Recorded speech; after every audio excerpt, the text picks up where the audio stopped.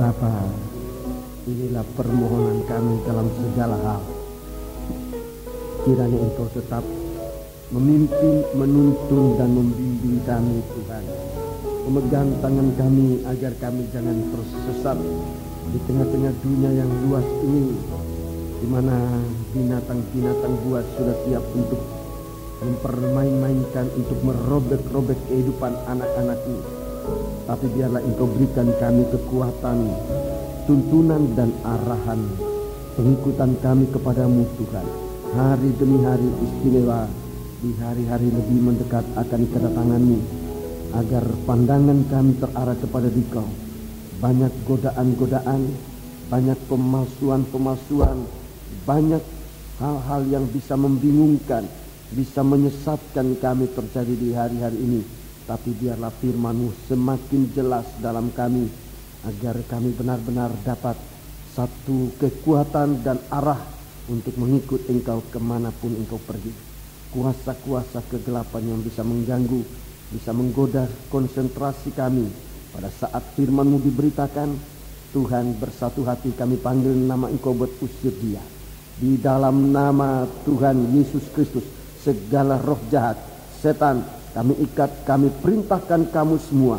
Dalam nama Yesus, pergi. Darah Yesus yang berkuasa. Terima kasih Bapa, haleluya. Segala puji hormat dipersembahkan hanya bagi Dikau ya Bapa. Di dalam nama Tuhan Yesus Kristus, haleluya, amin.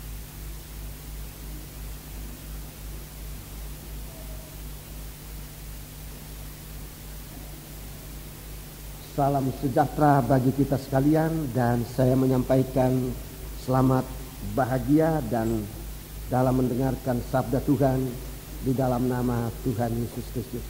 Baiklah, kita menggunakan waktu yang ada ini untuk dapat mengikuti pemberitaan firman Tuhan dengan sebaik-baiknya. Kita bersama-sama menjaga suasana dalam ibadah ini dan menjauhkan apa saja yang kiranya bisa mengganggu jalannya pemberitaan firman Tuhan, agar Tuhan dihormati saat firman-Nya disampaikan. Puji Tuhan. Kitab Wahyu. Kitab Wahyu. Kita sudah berada pada pasal yang kelima. Rekan-rekan hamba Tuhan yang dalam kesempatan ini mengikuti kebaktian ini, kita bersama-sama masuk pada pemberitaan kitab Wahyu pasal yang kelima. Masih berada dalam tanda tabut perjanjian, di mana Tuhan bertakhta. Tabut perjanjian adalah satu tempat di dalam satu alat di dalam tabernakel di mana Allah bertakhta, dan ini menentukan arti dari tabernakel itu. Tabernakel tanpa tabut perjanjian berarti juga tanpa hadiratnya Allah, dan itu berarti tabernakel itu kosong. Itu sebabnya begitu pentingnya tabut perjanjian dalam tabernakel, sehingga dalam kesempatan pengertian rohani kita mengikuti kitab Wahyu ini, di mana pasal 4 dan pasal 5 berada dalam tabut perjanjian ini. Biarlah kita menghormati Tuhan, saudara-saudaraku, dalam hadiratnya. Wahyu pasal 4 menampilkan oknum dari Allah Bapa. Wahyu pasal 5 oknum dari Allah Anak. Kita akan membaca kembali beberapa ayat dalam pasal 4 ini, mulai ayat yang pertama lebih dahulu. Kemudian daripada itu, aku melihat, pasal 5 ayat pertama. Maka aku melihat di tangan kanan Dia yang duduk di atas tahta itu sebuah gulungan kitab yang ditulisi sebelah dalam dan sebelah luarnya, iya, dan dimeterai dengan 7 meterai. Iya, satu kitab, gulungan kitab. Ada tulisannya, di dalamnya ditulis, di luarnya juga tertulis. Dalam kesempatan hari Minggu saya sudah terangkan menyangkut tulisan luar, tulisan di dalam. Tulisan di luar ini menyangkut segala sesuatu sehubungan dengan kehidupan, sholat tingkah, kehidupan sehari-hari.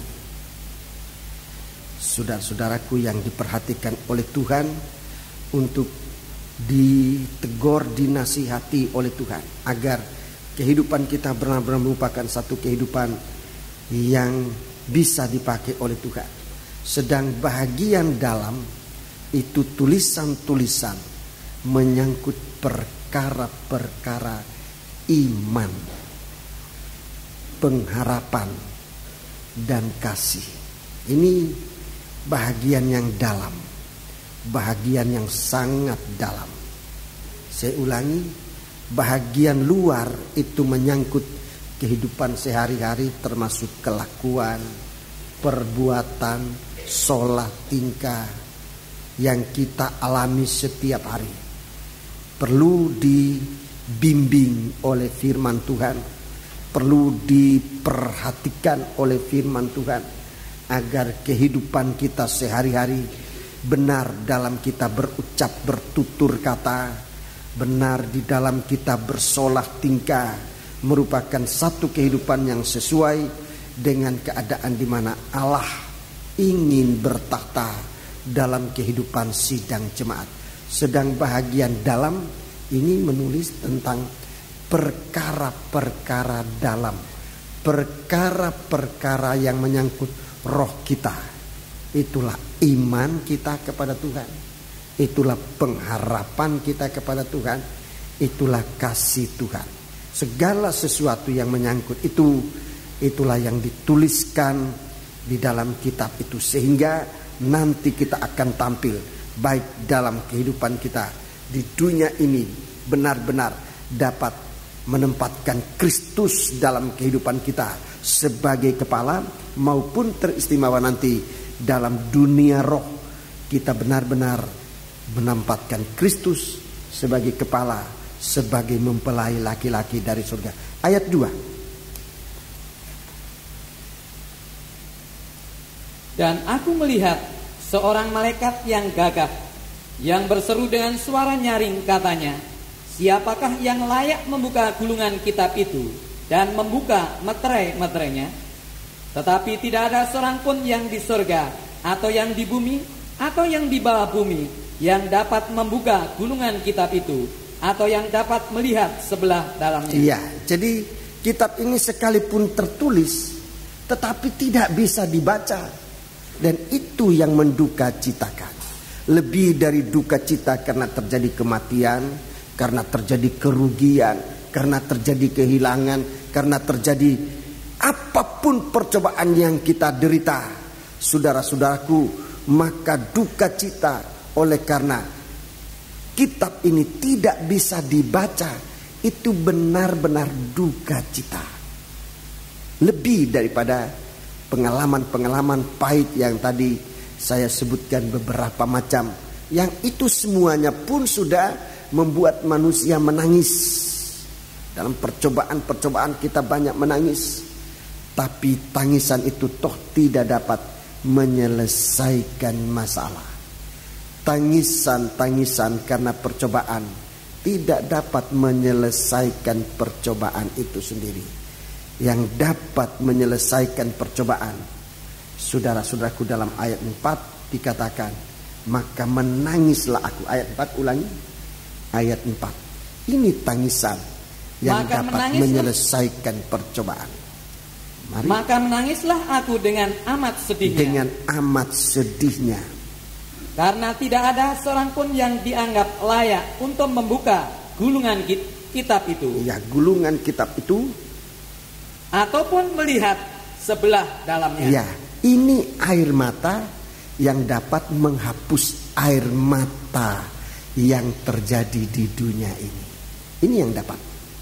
Ini tangisan yang dapat menghiburkan, tangisan-tangisan yang terjadi karena kesulitan yang kita hadapi di dunia ini, yaitu kalau kita menangis agar kitab itu dapat dibaca. Agar gulungan kitab itu dapat dibuka dan dapat dibaca. Artinya kalau firman Tuhan dibukakan, nah itu yang menyelesaikan masalah. Berarti tangisan ini benar-benar bermanfaat untuk dapat menghapuskan segala air mata yang kita curahkan oleh karena beratnya percobaan yang dialami di dunia ini. Tangisan yang berguna, menangis untuk mendapatkan firman. Baca terus. Lalu berkatalah seorang dari tua-tua itu kepadaku, jangan engkau menangis. Iya. Sesungguhnya singa dari suku Yehuda, yaitu tunas Daud, telah menang. Ya, ini digarisbawahi. Dia telah menang. Ini kemenangan yang disebut di dalam Alkitab. Dia telah menang.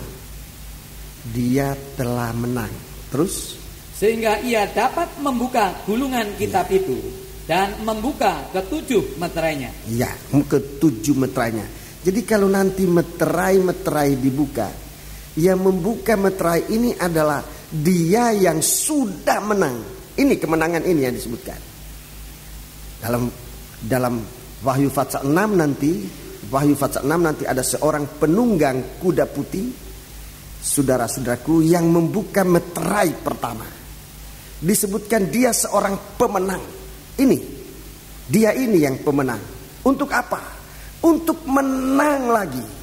Dalam Wahyu Pasal yang ke-19, di sana kita lihat yang menang ini menang lagi.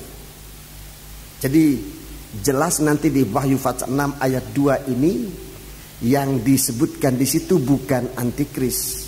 Sebab di dalam Alkitab tidak disebutkan di mana kemenangan antikris sebelum itu. Sedang kemenangan Yesus sebagai tunas Daud, saudara-saudaraku, tunas singa dari suku Yehuda, dia menang. Dengan kemenangan ini dia mampu membuka meterai saudara-saudaraku untuk bekerja sampai pada Wahyu Pasal 19. Di sana ada kemenangan lagi. Jadi dia menang untuk merebut kemenangan. Dia menang untuk mendapat kemenangan. Baiknya kita baca lebih dahulu Wahyu 19 itu, supaya nanti waktu kita membuka Wahyu Pasal yang ke-6 ayat 2, kita sudah mendapat arahan, sedikitnya mendapat arahan. Wahyu Pasal 5, saudaraku, ayat yang ke-5, Yesus adalah pemenang. Di sini Wahyu Pasal 19 ayat 11. Lalu aku melihat sorga terbuka. Sesungguhnya ada seekor kuda putih, dan ia yang menungganginya bernama Yang Setia. Iya, yang setia dan yang benar. Dan yang benar. Ia menghakimi dan berperang dengan adil. Berperang dengan adil. Ayat 17. Lalu aku melihat seorang malaikat berdiri di dalam matahari, dan ia berseru dengan suara nyaring kepada semua burung yang terbang di tengah langit, katanya, marilah ke sini dan berkumpullah untuk turut dalam perjamuan Allah, perjamuan yang besar, supaya kamu makan daging semua raja, dan daging semua panglima, dan daging semua pahlawan, dan daging semua kuda, dan daging semua penunggangnya, dan daging semua orang, baik yang merdeka maupun hamba, baik yang kecil maupun yang besar. 19. Dan aku melihat binatang itu dan raja-raja di bumi serta tentara-tentara mereka telah berkumpul untuk melakukan peperangan melawan penunggang kuda itu dan tenteranya. Terus, maka tertangkaplah binatang itu, dan bersama-sama dengan dia nabi palsu yang telah mengadakan tanda-tanda di depan matanya. Dan dengan demikian ia menyesatkan mereka yang telah menerima tanda dari binatang itu dan yang telah menyembah patungnya. Keduanya dilemparkan hidup-hidup ke dalam lautan api yang menyala-nyala oleh belerang. Iya, inilah kemenangan selanjutnya. Jadi Yesus ini, saudara-saudaraku, menang dan menang lagi. Dia menang dan menang lagi. Jadi sudah menjadi jelas. Ini saya dahulukan menerangkan, tapi nanti akan dijelaskan lebih jelas pada Wahyu pasal 6 tentang kuda putih yang memang menjadi perguncingan di kalangan gereja Tuhan, kalangan hamba-hamba Tuhan, baik dalam negeri kita, di luar negeri. Dan ini sudah makan waktu sejak lama. Tapi kita tidak usah terlibat dalam perguncingan itu, tapi biarlah kita membaca berdasarkan Alkitab yang dibukakan. Jadi jangan tafsiran. Kalau tafsiran itulah jadinya. Jadi kita lihat saudaraku bahwa kitab ini itulah Alkitab, mempunyai suatu rahasia-rahasia, mempunyai rahasia-rahasia begitu banyak yang jangan dibukakan dengan pengetahuan manusia, dengan akalnya manusia, tapi biarlah Roh Kudus, biarlah firman Allah membukakan firman Allah itu sendiri. Kita lihat di sini Yesus sebagai firman Allah. Kitab yang tertulis itu, saudara-saudaraku, kitab gulungan yang tertulis itu bicara tentang firman Allah yang pernah ditulis di dalam 2 loh batu. Firman Allah yang pernah ditulis di dalam 2 loh batu dan di dalam gulungan-gulungan. Itu, saudara-saudaraku, merupakan firman Allah yang diperuntukkan untuk umat manusia ini. Tetapi sebagaimana kita baca dalam ayat tadi, bahwa sekalipun firman itu sudah dituliskan, tetapi tidak dapat dibaca, masih tetap merupakan suatu rahasia, dan cenderung manusia menjauhkan diri dari firman Allah. 10 penyuruhan banyak kali kita anggap sebagai sesuatu hal yang menakutkan. 10 penyuruhan seringkali dianggap sebagai sesuatu hal yang menakutkan, sehingga banyak kali hukum Allah ini atau firman Allah ini dijauhi. Tetapi kalau kita membaca lebih mendalam, kita melihat bahwa tujuan dari firman Allah, tujuan dari 10 penyuruhan dan firman-firman yang dituliskan adalah nomor 1, supaya manusia itu berbahagia. Itu tujuannya. 10 penyuruhan mengatur hubungan-hubungan yang ada dalam kehidupan manusia ini. Hukum pertama sampai dengan hukum yang keempat menyangkut hubungan antara Allah dan manusia. Kalau hubungan antara Allah dan manusia itu baik, ibadahnya pasti ibadah yang mendapat kebahagiaan. Pelayanannya pasti merupakan pelayanan yang membahagiakan, bukan pelayanan yang membosankan, bukan ibadah yang membosankan. Sebab hubungannya dengan Tuhan baik. Hukum yang kelima, hormati ibu dan ayahmu. Hukum yang keenam, kasihilah, jangan membunuh. Hukum yang ketujuh, jangan berzina.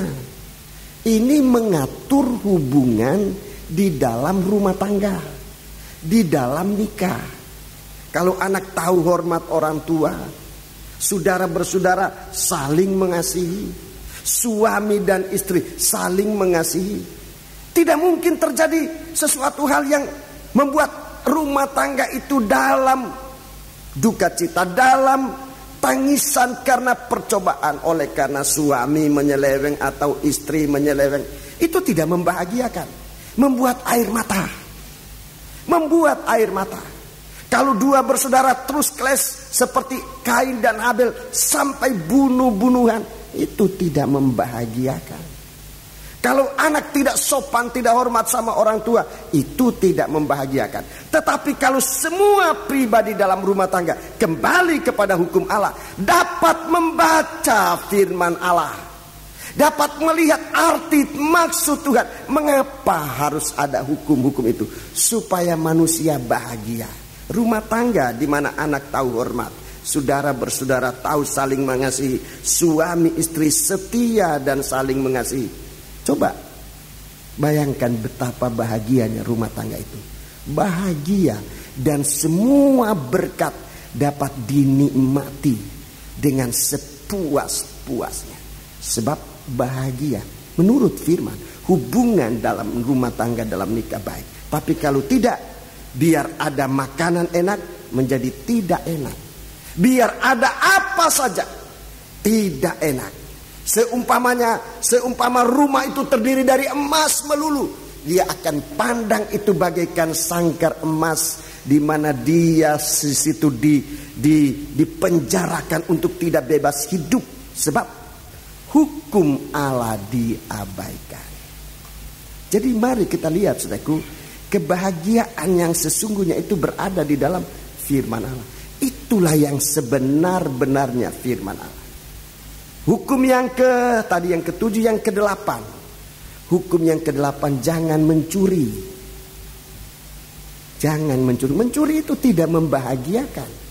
Mencuri itu tidak menolong kita dari kesulitan karena ekonomi. Karena ekonomi begitu sulit lalu mencuri. Maksudnya untuk kita bahagia, sebab kalau sesudah mendapatkan harta, mendapatkan sesuatu dengan cara yang tidak benar, kita pikir kita bahagia. Tidak bahagia. Coba tanya sama pencuri dalam penjara itu. Apa dia bahagia di dalam penjara karena sudah mencuri? Tidak bahagia. Mencuri itu bukan penyelesaian masalah. Korupsi itu bukan penyelesaian masalah ekonomi. Bukan. Itu tambah merusak. Tambah merusak. Menjadi runyam masalah yang ada di dunia ini. Bukan itu masalahnya. Masalahnya kembali kepada kejujuran. Manusia bahagia. Hukum yang ke-9, jangan berdusta. Coba kalau di sini ada, tidak usah 2 penipu, 1 saja penipu. Tidak usah 2, 1 saja penipu. Wah, sudah mengganggu kebahagiaan dalam kita hidup bersama. Tidak usah 2, 1. Apalagi kalau 2. Apalagi kalau banyak penipu. Betapa sidang jemaat ini bersuasana neraka. Tidak bahagia. Sebab manusia melanggar hukum Allah. Kalau semua kita ini jujur dapat dipercaya, betapa bahagia. Kalau dalam perusahaan 1 saja yang pencuri di situ, sudah tidak bahagia. 1 saja yang penipu, tidak bahagia. Sebab melanggar hukum Allah. Tapi kalau manusia ini semua tunduk pada firman Allah, bahagia. Sangat bahagia. Hukum ke-10 tentang keinginan. Itu juga. Jadi 3 hukum yang terakhir ini menyangkut hubungan antara kita dalam masyarakat umum. Kalau ini baik, bahagia manusia. Jadi kalau kita lihat urut-urutan dari 10 penyuruhan, hubungan dengan Allah baik. Bagus. Kedua, hubungan dalam rumah tangga bagus. Ketiga, hubungan dalam masyarakat bagus. Kalau 3 macam hubungan ini beres, saudara-saudaraku, kita dalam kebahagiaan. Sangat bahagia. Itulah suasana pesta. Wahyu 19 ayat 9. Coba baca.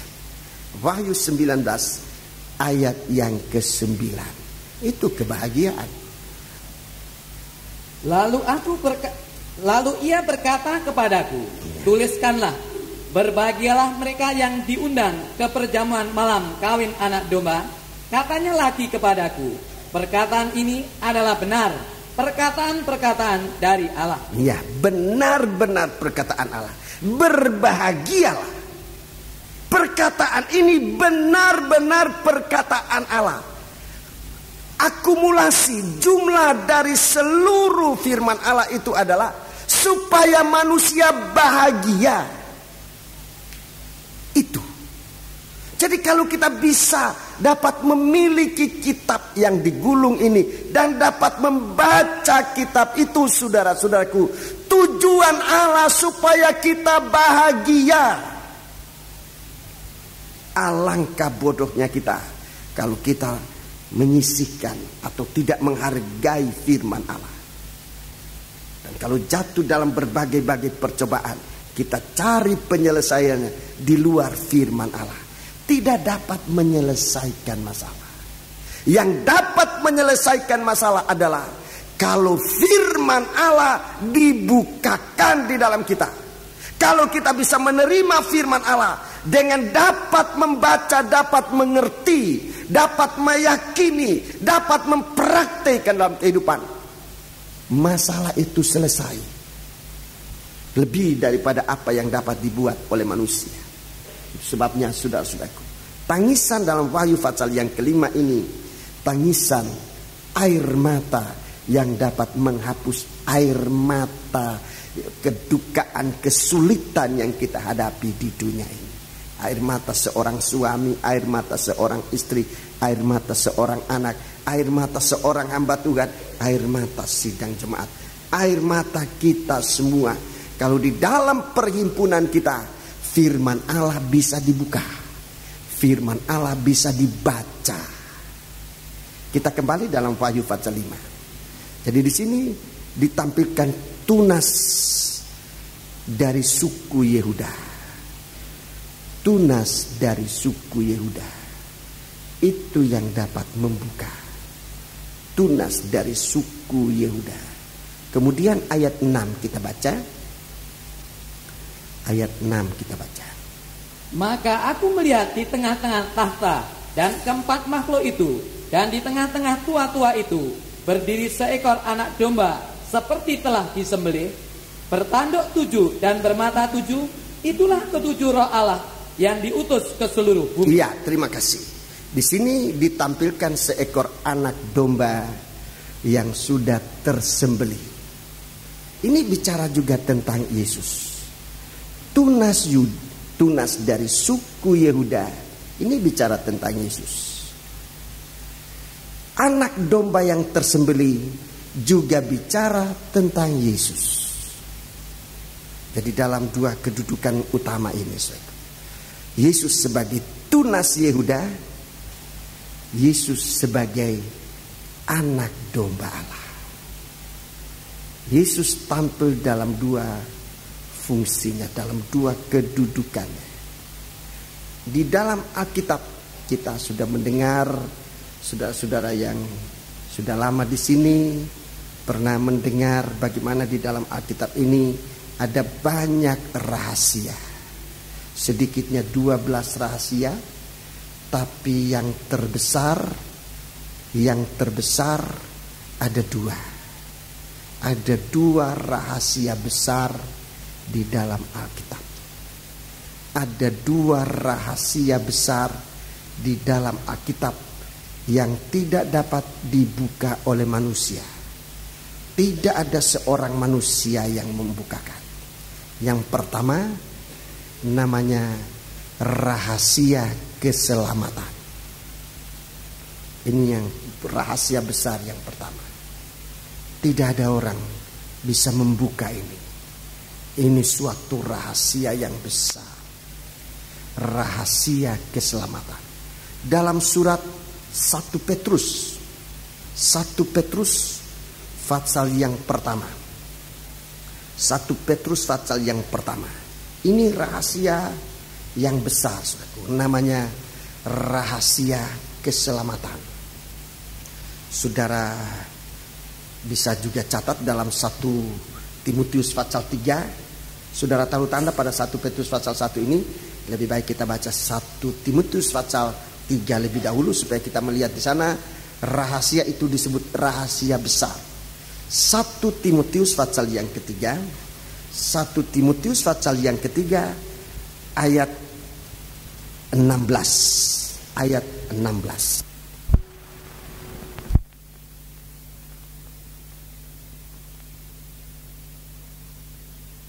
Ibadah kita. Ya, rahasia ibadah ini rahasia keselamatan.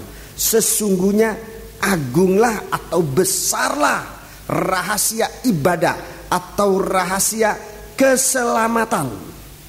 Terus? Dia yang telah menyatakan dirinya dalam rupa manusia. Iya, dia menyatakan dirinya dalam rupa manusia. Dibenarkan dalam roh. yang menampakkan dirinya kepada malaikat-malaikat, Ya. diberitakan di antara bangsa-bangsa yang tidak mengenal Allah, Iya. yang dipercayai di dalam dunia, Iya. diangkat dalam kemuliaan. Iya, diangkat dalam. Ini penampilan Kristus untuk membuka rahasia keselamatan. Dia Allah menjadi manusia, dan Nabi Yohanes Pembaptis waktu pembaptisan dia mengatakan, lihat anak domba Allah yang mengangkut dosa dunia. Lihat domba Allah, lihat anak domba Allah yang mengangkut dosa dunia. Yohanes 1 ayat 29. Yohanes pasal 1. Jadi di sini kita lihat dia tampil sebagai anak domba. Tujuannya ini untuk membuka rahasia besar, namanya rahasia keselamatan. Ia mati, ia bangkit, ia naik ke sorga, ia duduk di sebelah kanan Allah, dan dalam kemuliaan dia akan datang kembali menjemput mempelai. Ini rahasia besar yang pertama, rahasia keselamatan. Ini rahasia yang besar, tidak ada orang bisa tahu ini. Dalam surat 1 Petrus pasal 1 kita baca ini, ya. 1 Petrus pasal 1 kita lihat bagaimana rahasia ini benar-benar rahasia.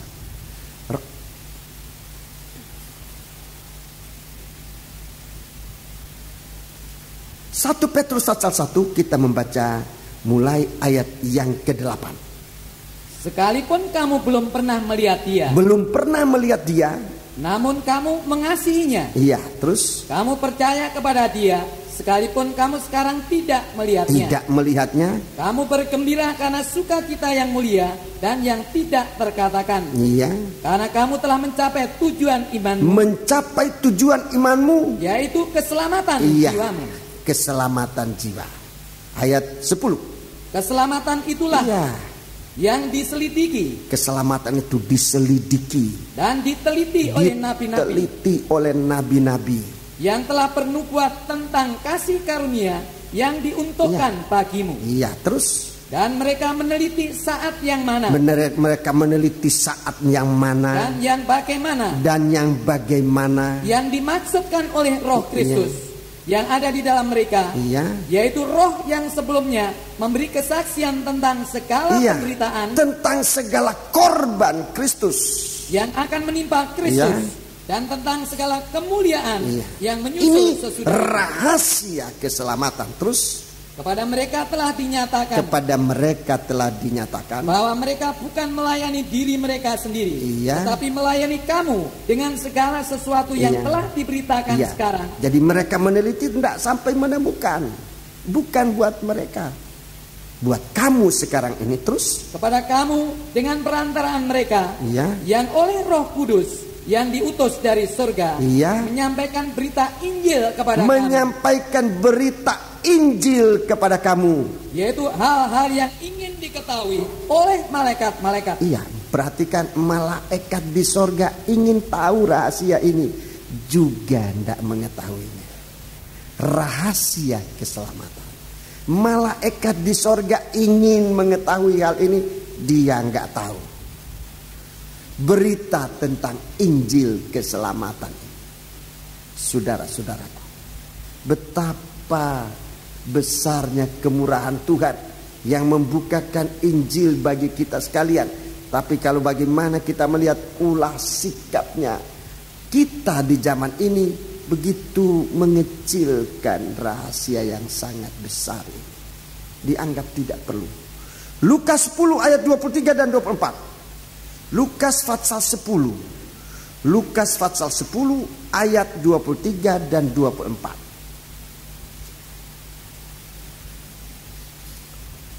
Injil Lukas pasal 10 ayat 23 dan ayat yang ke-24. Sesudah itu berpalinglah Yesus kepada murid-muridnya tersendiri Iya, kepada murid-muridnya tersendiri. dan berkata, berbahagialah mata yang melihat apa yang kamu lihat. Yesus sebagai anak domba, dia berkata, berbahagia mata yang melihat apa yang kamu lihat.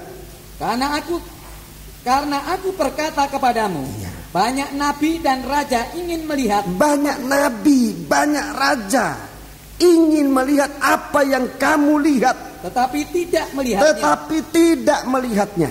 Dan ingin mendengar apa yang kamu dengar. Ingin mendengar apa yang kamu dengar, tetapi tidak mendengarnya. Nabi Yohanes waktu dia bisa melihat dia anak domba, dia begitu bersuka cita di dalam. Simeon di dalam rumah Allah, begitu dia melihat bahwa bayi ini adalah bayi yang diutus oleh Tuhan, dia berbahagia. Setiap mata yang melihat pribadi dari anak domba ini, saudara-saudaraku, membuat menjadi begitu berbahagia. Sebab tahu persis di dalam anak domba ini terletak rahasia yang besar. Keselamatan yang dijanjikan oleh Allah berada di dalam anak domba ini. Anak domba yang tersembelih, saudara-saudaraku, adalah Kristus dalam pengorbanannya. Untuk apa? Untuk membuka rahasia keselamatan. Rekan hamba Tuhan dan sidang jemaat, ingin saya menyampaikan suatu pengalaman ini dari pengalaman hamba-hamba Tuhan yang dipakai oleh Tuhan dalam membuka firman Allah. Adalah pengalaman yang sampai kepada tubuh Kristus sebagai anak domba yang tersembelih. Setiap hamba Tuhan yang mengalami sampai pada tubuh Kristus yang tersembelih sebagai anak domba Allah, hamba Tuhan itu pasti dapat membuka firman. Itu sekolah yang tertinggi. Sekolahnya hamba Tuhan yang tertinggi. Kalau mau tahu rahasia keselamatan, tidak ada jalan lain. Kita harus berjalan sampai di mana anak domba Allah sudah tersembelih. Itu artinya pengalaman mati, menderita bersama Yesus. Dari situ letak pembukaan firman. Sekolah boleh sekolah. Sekolah boleh sekolah. Tetapi Alkitab mengatakan tidak ada orang di sorga yang bisa membaca gulungan ini. Rahasia tentang keselamatan tidak ada. Di bumi tidak ada. Di sorga itu malaikat tidak tahu. Malaikat ingin mendengar apa yang kita dengar, dia tidak mendapat kesempatan. Raja-raja, nabi-nabi ingin, tapi tidak bisa. Sebab rahasia ini berada pada Yesus sebagai anak domba yang tersembelih. Apa yang ada di bawah bumi itulah setan pun tidak tahu. Apa yang ada di bumi itulah manusia juga tidak bisa membuka rahasia ini. Satu-satunya yang bisa membuka rahasia ini adalah dia anak domba yang tersembelih. Oleh sebab itu rekan hamba Tuhan, jangan ragu-ragu. Kalau kita dibawa oleh Tuhan kepada pribadinya, pribadi anak domba yang tersembelih, jangan ragu-ragu, saudaraku. Kita tidak ditipu oleh Tuhan, tapi dari tempat itu kita mengalami pembukaan firman. Dari situ sedikit pengalaman yang saya alami. Di saat difitnah, di saat dicerca, di saat diapakan saja, di saat kemelaratan, di situ banyak Tuhan berbicara tentang firman. Di situ saya tidak mengecilkan sekolah, tidak.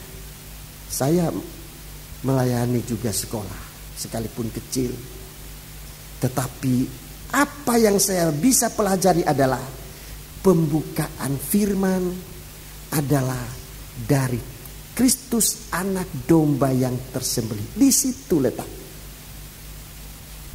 Di situ.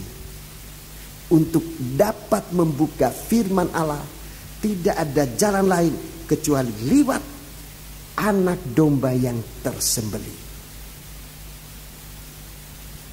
Di situ. Saya kira coba saja, tanya saja hamba-hamba Tuhan yang dipakai oleh Tuhan.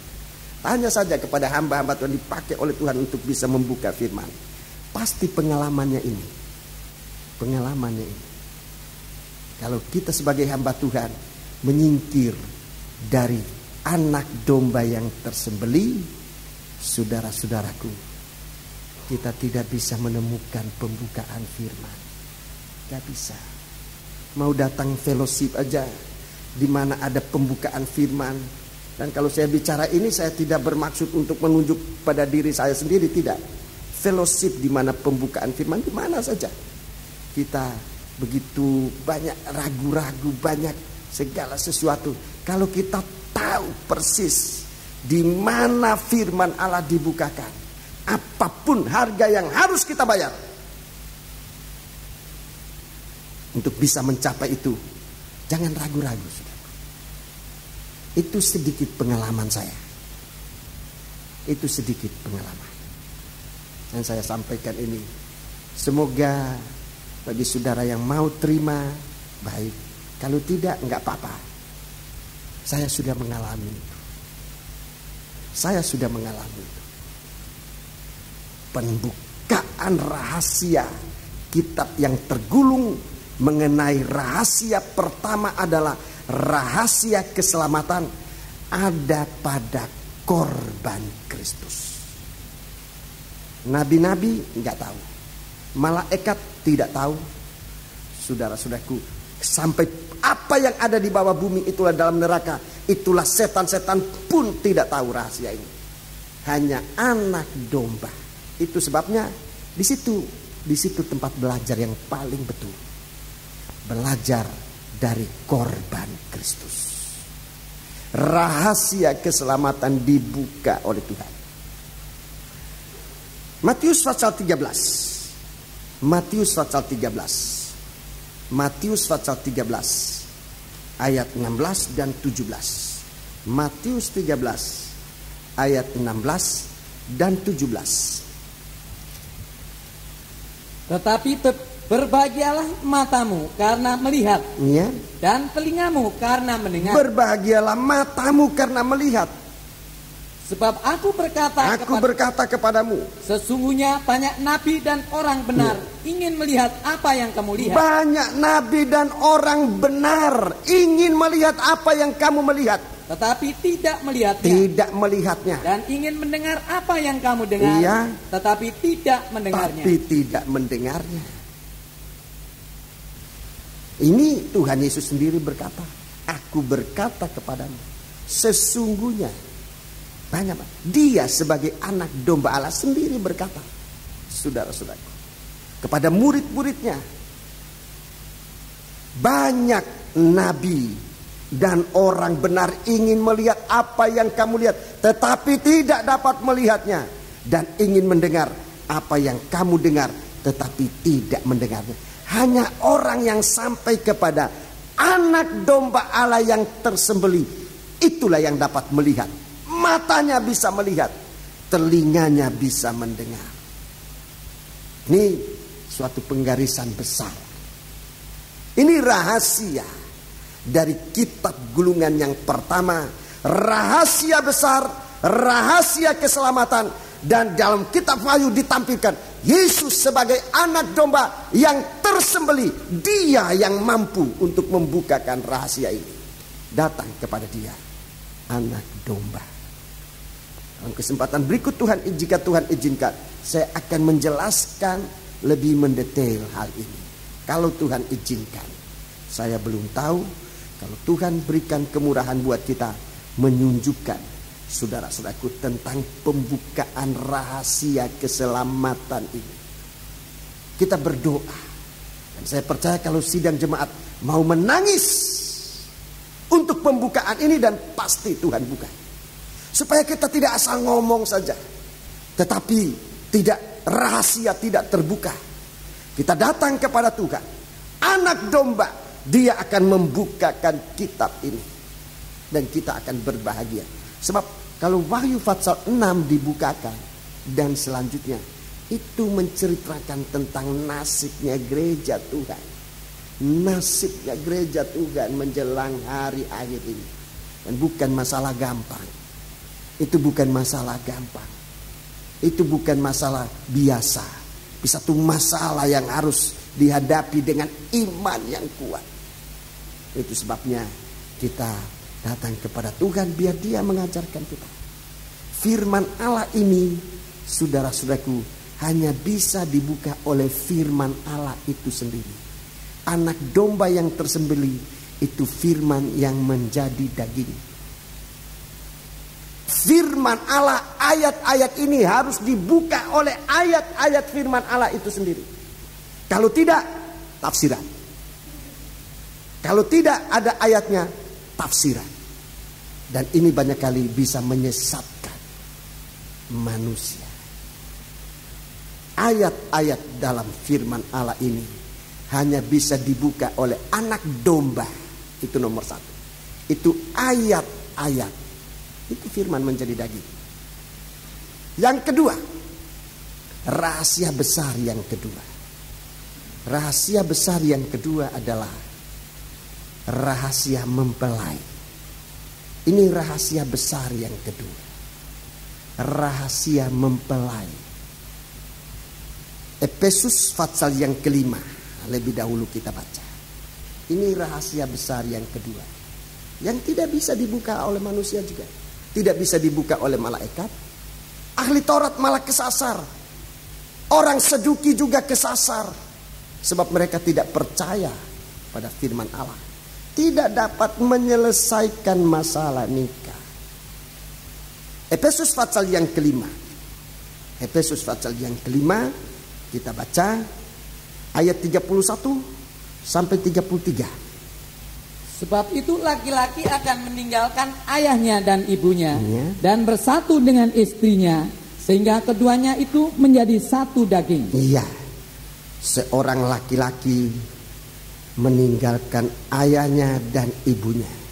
Selalu saya katakan meninggalkan di sini bukan melupakan ayah dan ibunya. Meninggalkan ayah dan ibunya. Suatu perkembangan bersatu dengan istrinya sehingga keduanya itu menjadi satu daging.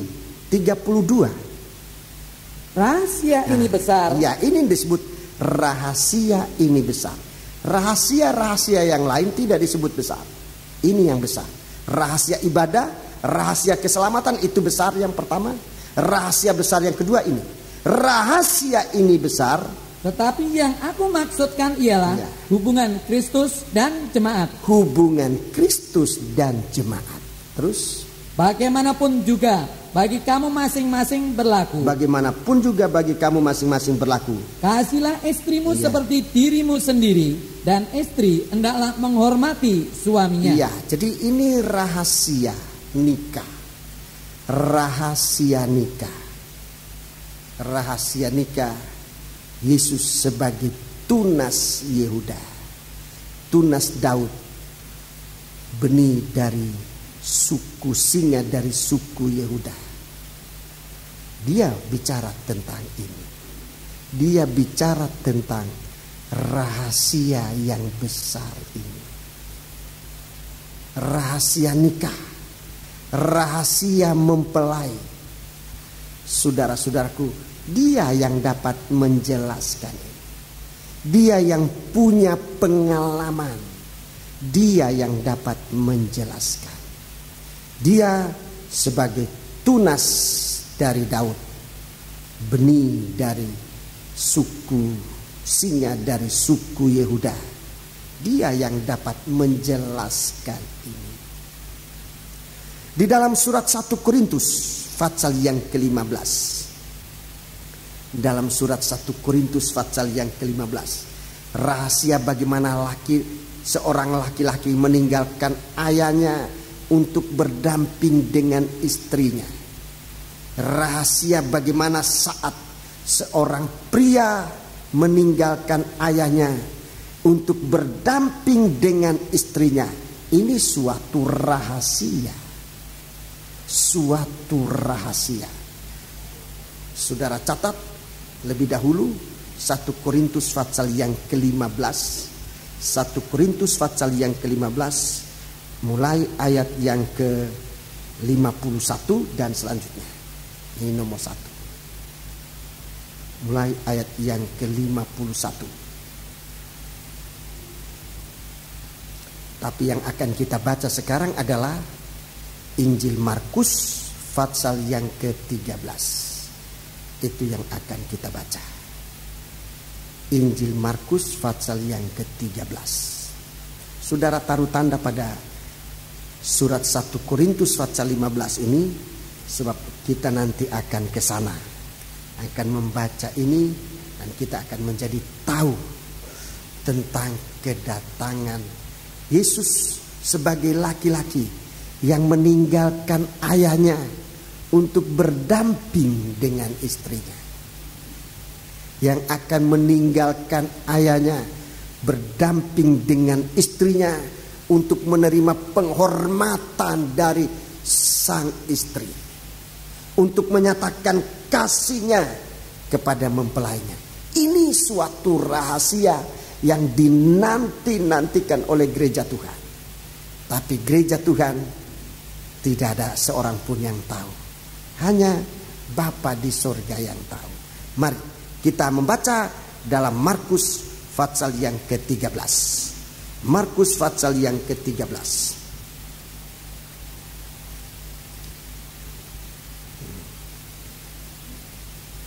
Markus pasal yang ke-13, kita membaca ayat yang ke-28. Ayat yang ke-28.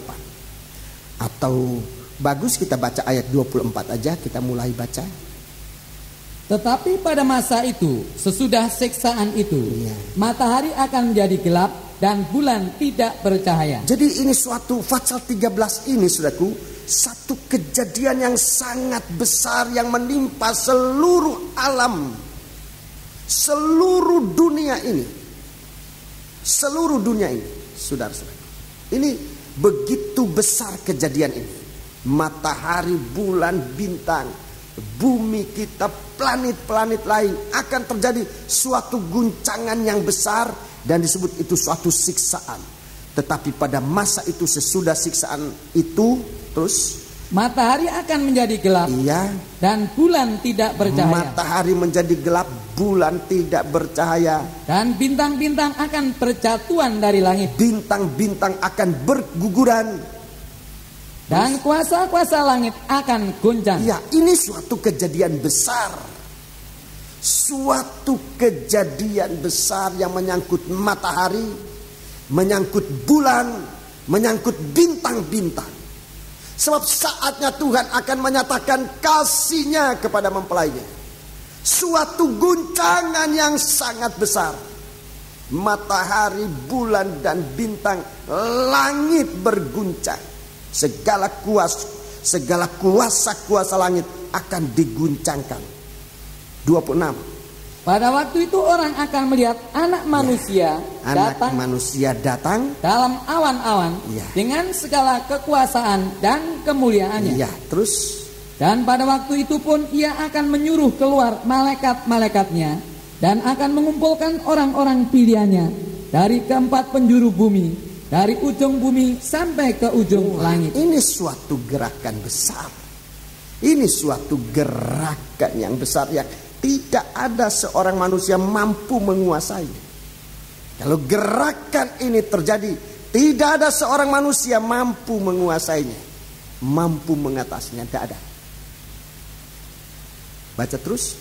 Tariklah pelajaran dari perumpamaan 28. tentang pohon ara. Tariklah pelajaran dari perumpamaan tentang pohon ara. Apabila ranting-rantingnya melembut. Apabila ranting-rantingnya mulai melembut dan mulai bertunas. Kamu tahu bahwa musim panas sudah dekat. Jadi menjemput tunas ini yang datang juga adalah tunas dari benih Daud. Tunas ketemu tunas nanti. Tunas ketemu tunas.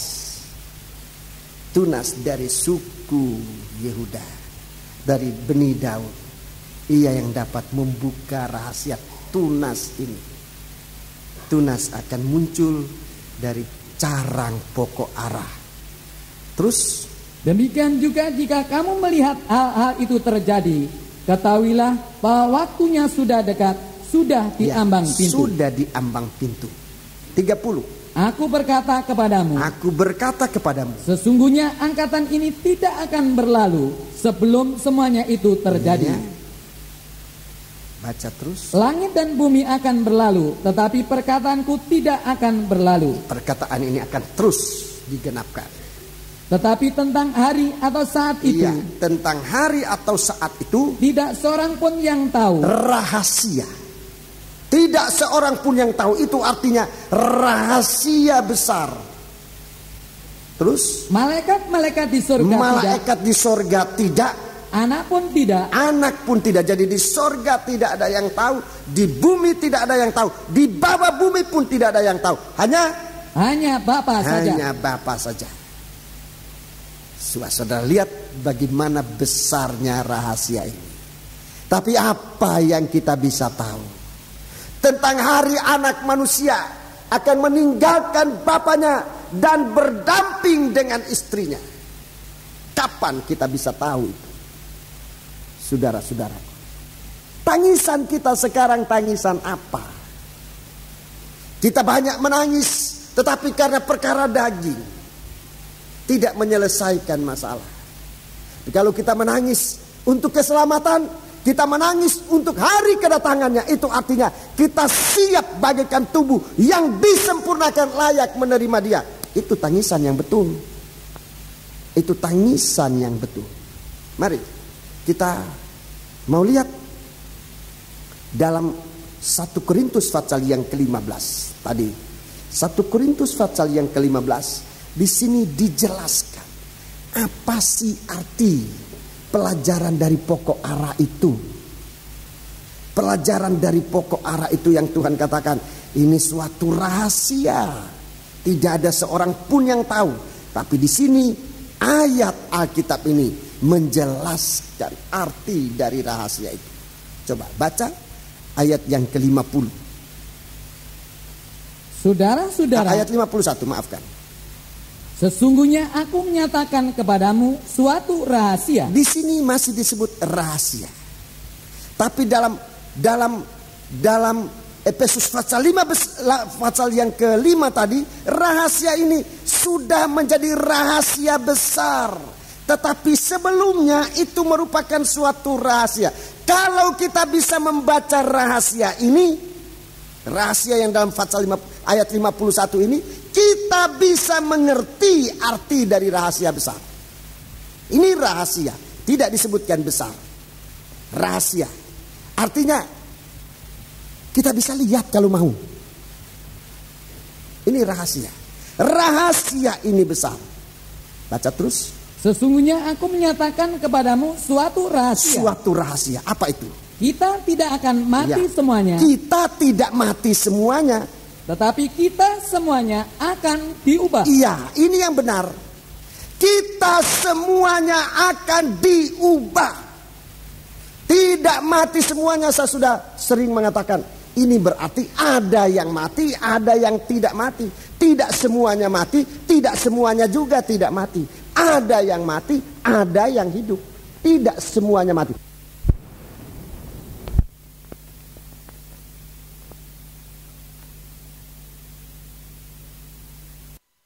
Kedua-duanya hanya mengalami pengalaman yang sama, yaitu diubahkan. Diubahkan. Jadi kalau sekarang ini kita mati dalam keadaan sedang diubahkan oleh firman, oleh rahasia firman, kita diubahkan sebagai carang yang tadinya kaku. Inilah tabiat daging. Manusia ini kaku, gampang tersinggung, gampang kecewa, gampang apa saja. Ini manusia kaku, bagaikan carang pokok yang kaku. Dalam suasana penderitaan di dunia ini, kaku. Kalau manusia masuk dalam pengalaman penderitaan, manusia itu kaku, gampang tersinggung, gampang marah, gampang apa saja. Apalagi kalau tidak usah sakit banyak-banyak, sakit gigi aja. Sakit gigi, bunyi sekali sedikit sana sudah marah, kaku. manusia dalam penderitaan kaku. Menjelang hari Tuhan, carang-carang itu mulai melembut. Mulai melembut. Terjadi perubahan. Terjadi perubahan. Tuhan katakan, kalau kamu lihat pokok ara itu, carang-carangnya mulai melembut, ketahuilah waktunya sudah dekat. Ketahuilah waktunya sudah dekat. Di sini kita tidak mati semuanya, tapi kita semuanya akan diubah. Terus 52. Dalam sekejap mata, pada waktu bunyi nafiri yang terakhir. Iya, bunyi nafiri tadi dalam kitab Injil Matius, Injil Markus, orang-orang suci dikumpulkan. Terus? Sebab nafiri akan berbunyi, dan orang-orang mati akan dibangkitkan. Orang mati akan dibangkitkan. Orang mati yang mana yang dibangkitkan ini? Orang mati yang dalam keadaan berubah. Dia tidak terus kaku, dia tidak terus berdosa, tetapi dia berubah. Karena ditegur oleh firman, karena dinasihati oleh firman, dia berubah. Dia ada mengalami keubahan. Dia mati, tapi bunyi sangkakala yang terakhir, dia diubah. Dia akan dibangkitkan. Terus? Sebab nafiri akan berbunyi, dan orang-orang mati akan dibangkitkan dalam keadaan yang tidak dapat binasa. Ya, keadaan tidak dapat binasa. Dan kita semua akan diubah. Kita yang masih hidup akan diubah dari satu kesatuan. Jadi sudah kita lihat, saudaraku, memang hari, detik, atau menit, atau atomanya, kapan Tuhan datang tidak ada seorang pun yang tahu. Yang sekarang Tunas Yehuda memberitahukan kepada kita adalah, Tunas Daud itu memberitahukan kepada kita adalah keubahan. Kedatangan Tuhan Yesus identik dengan keubahan. Semoga perkataan ini menarik perhatian saudara. Kedatangan Tuhan Yesus identik dengan perubahan. Termasuk perubahan segala sesuatu. Sebab kamu sudah lihat, alam semesta ini terjadi keubahan. Nah, kalau saya bicara ini, saudara, kalau bicara tentang kedatangan Tuhan Yesus, kita cari persamaannya. Identiknya apa? Di sini ayat-ayat ini mengatakan suatu keubahan. Suatu keubahan besar. Orang mati bangkit, ini keubahan. Kalau kita lihat, saudaraku, apa yang sedang kita hadapi, kalau kita lihat apa yang sedang kita hadapi, itu dirasakan Tuhan memberikan firman ini. Saudara-saudaraku, ada yang melewati telinga, firman kita dengar. Ada yang melewati perasaan. Ada yang melewati pikiran. Firman Tuhan sedang bekerja di bumi ini. Saudara-saudara, lihat apa yang sedang dipersiapkan oleh manusia.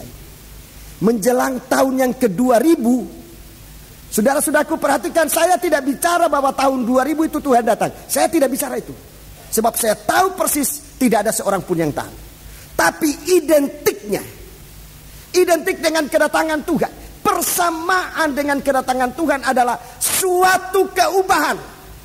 Semua manusia sekarang ini, saudara-saudaraku, sedang mempersiapkan diri untuk menghadapi abad yang ke-21, di mana semua manusia melihat, merasakan, memikirkan, membaca, mengetahui bahwa abad yang ke-21 akan terjadi suatu perubahan besar-besaran. Akan terjadi suatu perubahan besar-besaran. Kalau kita lihat di sini, saudaraku, bahwa kedatangan Tuhan identik dengan perubahan. Mengapa kita harus lengah sekarang ini? Mengapa kita harus lengah? Segala sesuatu ini, segala bidang, segala apapun kehidupan manusia ini, situasi alam, situasi cuaca, situasi apapun juga, menjelang abad yang ke-21 ini, semua bergerak kepada keubahan. Pelajari, lihat, belajar kepada pokok arah. Belajar kepada pokok arah.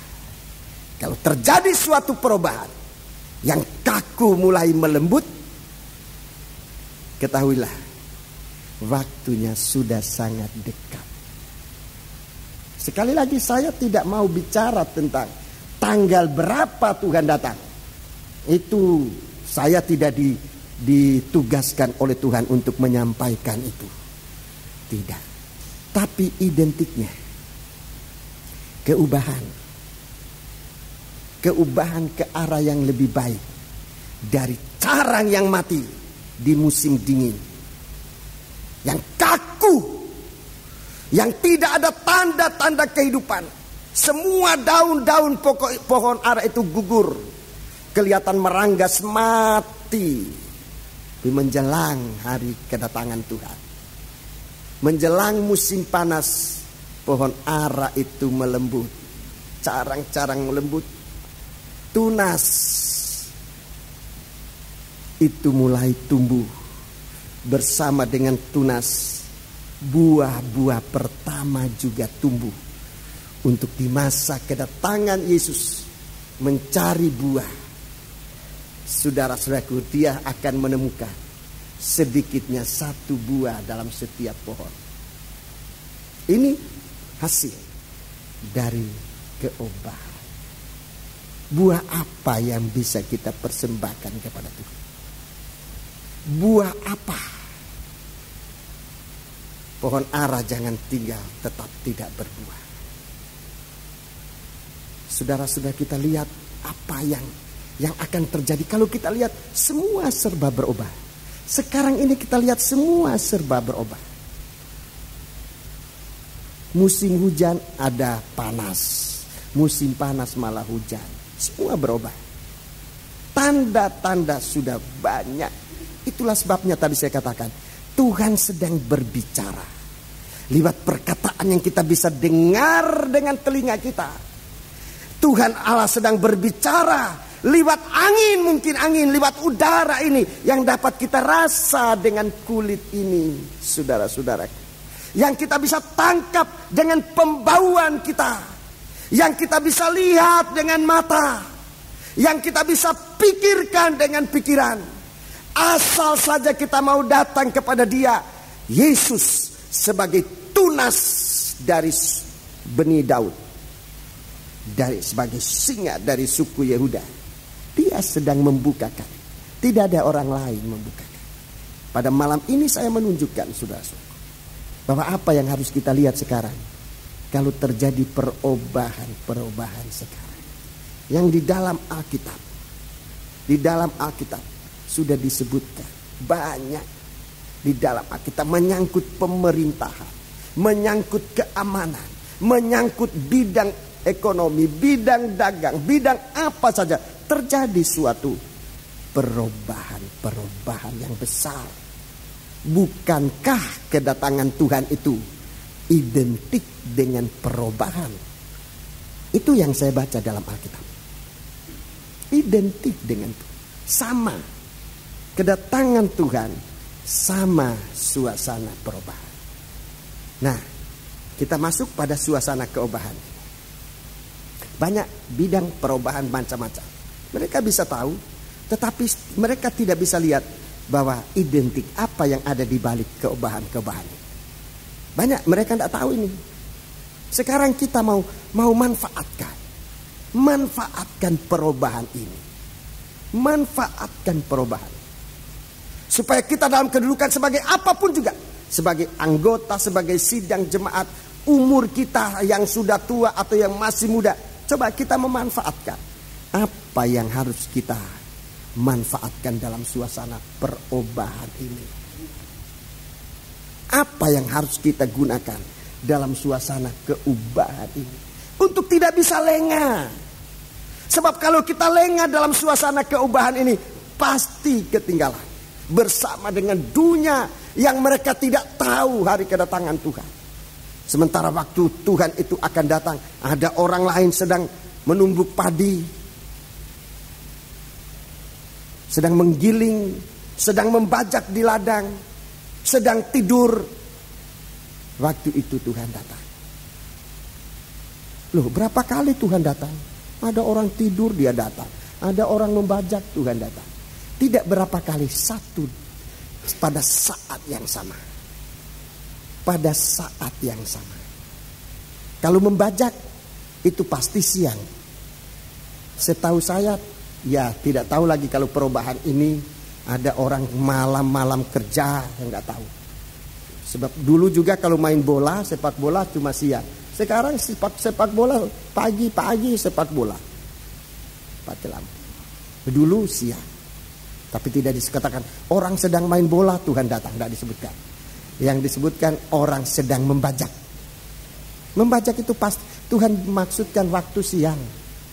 Membajak waktu siang. Ada orang menggiling atau menumbuk padi.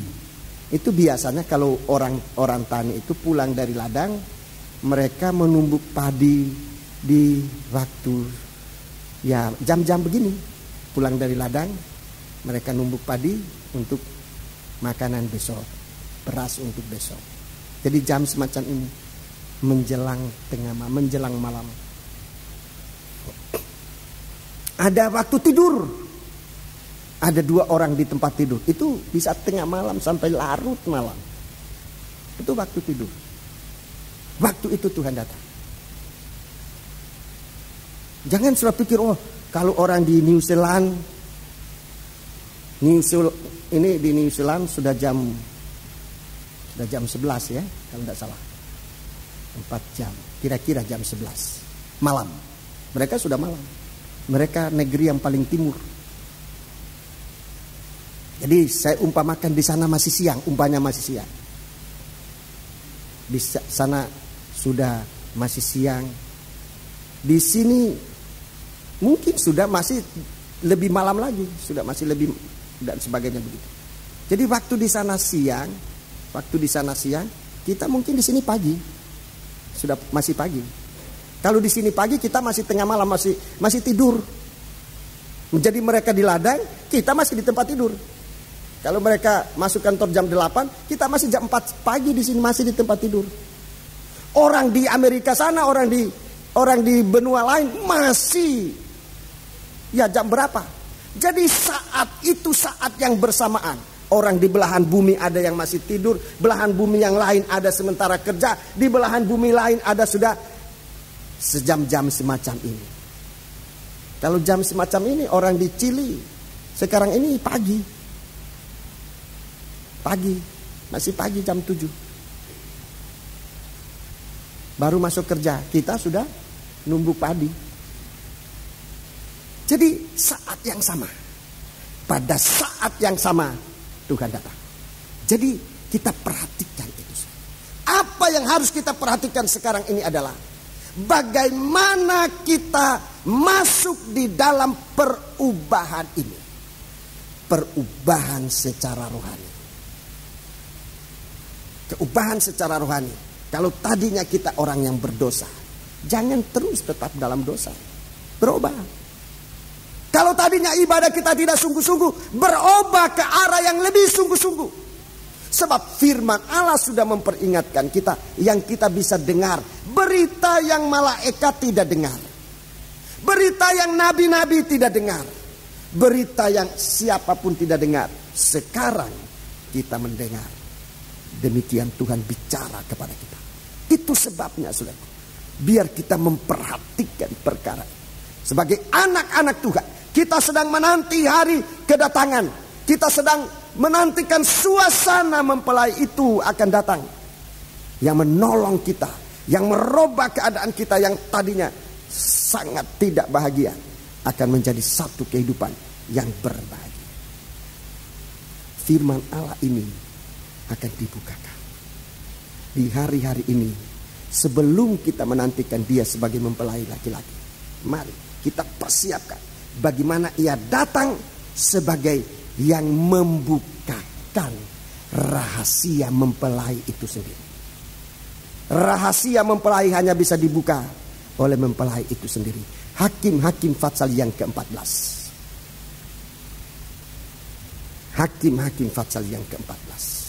Saya tunjukkan suatu contoh di dalam Alkitab tentang suatu penantian. Hakim-hakim Fatsal yang ke-14. Hakim-hakim Fatsal yang ke-14. Ayat 1 lebih dahulu. Simson pergi ke Timna dan di situ ia melihat seorang gadis Filistin. Ya, melihat gadis Filistin. Terus ia pulang dan memberitahukan kepada ayahnya dan ibunya, di Timna aku melihat seorang gadis Filistin. Tolong ambillah dia menjadi istriku. Ya, orang Filistin ini orang kafir. Gadis kafir. Simson minta supaya menjadi istrinya. Tolong ambillah dia menjadi istriku. Baca terus. Tetapi ayahnya dan ibunya berkata kepadanya, Iya. tidak adakah di antara anak-anak perempuan sanak saudaramu atau di antara seluruh bangsa kita seorang perempuan, sehingga engkau pergi mengambil istri dari orang Filistin, orang-orang yang tidak bersunat itu? Tetapi jawab Simson kepada ayahnya, ambillah dia bagiku, sebab dia kusukai. Iya, jadi rencana pernikahan Simson orang tuanya nggak tahu. Orang tuanya nggak tahu. Dia mau ambil orang kafir. Kok ngambil orang kafir? Ini sangat bertentangan dengan adat dan keadaan mereka pada waktu itu. Mereka tidak tahu. Ambil dia bagiku sebab dia kusukai. 4. Tetapi ayahnya dan ibunya tidak tahu bahwa hal itu daripada Tuhan asalnya. Ya, hal itu datang dari Tuhan. Ibu dan ayahnya tidak tahu bahwa rencana pernikahan ini adalah datang dari Tuhan. Sebab tidak sesuai dengan keadaan, dengan jalan pikiran manusia. Terus? Sebab memang Simson harus mencari gara-gara terhadap orang Filistin. Karena pada masa itu orang Filistin menguasai orang Israel. Iya, terus? Lalu pergilah Simson beserta ayahnya dan ibunya ke Timna. Ketika mereka sampai ke kebun anggur di Timna, maka seekor singa muda mendatangi Simson dengan mengaum. Ya, seekor singa muda mengaum. Terus? Pada waktu itu berkuasalah roh Tuhan atas dia, sehingga singa itu dicapiknya seperti orang mencapik anak kambing, tetapi tanpa apa-apa di tangannya. Tidak ada apa-apa di tangannya. Terus? Tetapi tidak diceritakannya kepada ayahnya atau ibunya apa yang dilakukannya itu. Ini pengalaman mempelai meninggalkan ayahnya untuk berdampingan dengan istrinya. Suatu pengalaman yang sangat dirahasiakan. Ibu dan ayahnya nggak tahu. Baca terus. Maka pergilah ia ke sana, lalu bercakap-cakap dengan perempuan itu, sebab Simson suka kepadanya. Setelah beberapa waktu kembalilah ia ke sana untuk kawin dengan perempuan itu. Saat ini yang dinanti-nantikan. Saat datangnya mempelai laki-laki untuk berdamping dengan istrinya. Dan ketika ia menyimpang dari jalan untuk melihat bangkai singa itu, tampaklah ada kawanan lebah pada kerangka singa itu dan juga madu. Jadi pada kerangka singa ini ada madu. Terus? Dikeruknya madu itu ke dalam tangannya, dan sambil memakannya ia berjalan terus. Kemudian pergilah ia kepada ayahnya dan ibunya dan memberikannya juga kepada mereka. Lalu mereka memakannya. Mereka makan madu ini, tetapi tidak diceritakannya kepada mereka bahwa madu itu dikeruknya dari kerangka singa. Jadi ibu dan ayah ini makan tapi nggak tahu, tetap rahasia. Tetap rahasia. Terus? Setelah ayahnya pergi kepada perempuan itu, Simson mengadakan perjamuan di sana, sebab demikianlah biasanya dilakukan orang-orang muda. 11. Ketika mereka melihat dia, dipilihnyalah 30 orang kawan untuk menemani dia. Dipilih kawan untuk menemani dia. Kata Simson kepada mereka, aku mau mengatakan suatu teka-teki kepada kamu. Aku mau mengadakan suatu rahasia, teka-teki, rahasia yang harus ditebak. Jika kamu dapat memberi jawabnya yang tepat kepadaku dalam 7 hari selama perjamuan ini berlangsung. Jadi selama penantian kepada mempelai ini berlangsung dan menebaknya, bisa menebaknya, maka aku akan memberikan kepadamu 30 pakaian lenan dari 30 pakaian kebesaran. Iya, 30 pakaian lenan, 30 pakaian kebesaran, pakaian kemuliaan, pakaian putih dan pakaian kemuliaan. Ini yang kamu akan dapat. Terus, tetapi jika kamu tidak dapat memberi jawabnya kepadaku, maka kamulah yang harus memberikan 30 pakaian dalam dan 30 pakaian kebesaran kepadaku. Iya, terus kata mereka kepadanya, katakanlah teka-tekimu itu supaya kami dengar. Katakan teka-teki itu supaya kami dengar. Lalu katanya kepada mereka, dari yang makan keluar makanan. Dari yang makan keluar makanan. Dari yang kuat keluar manisan. Dari yang kuat keluar manisan. Ada 3 hari lamanya mereka tidak dapat memberi jawab teka-teki itu. Ya, 15. Pada hari ke-7 berkatalah mereka kepada istri Simson. Sekarang istri Simson.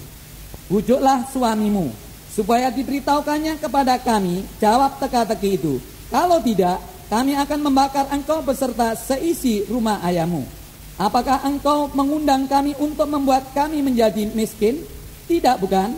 Lalu menangislah. Ini di garis bawah. Lalu menangislah.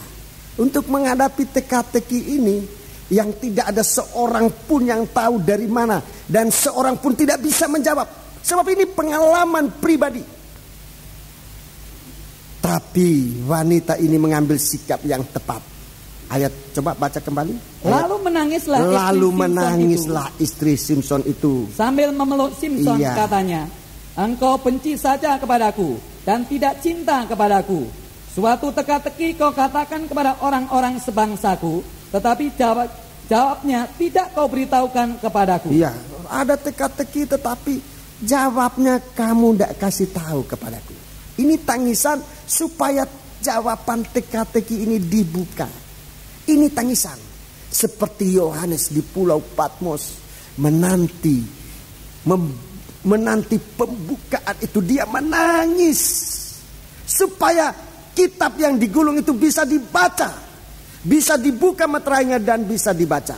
Di sini istri Simson ini menangis supaya teka-teki ini dapat jawabannya. Terus sautnya kepadanya, sedangkan kepada ayahku dan ibuku tidak kuberitahukan. Orang yang terdekat kepadaku, ayah dan ibuku tidak kuberitahukan kepadaku. Masakan kepada engkau akan kuberitahukan. Iya, masakan engkau kuberitahukan.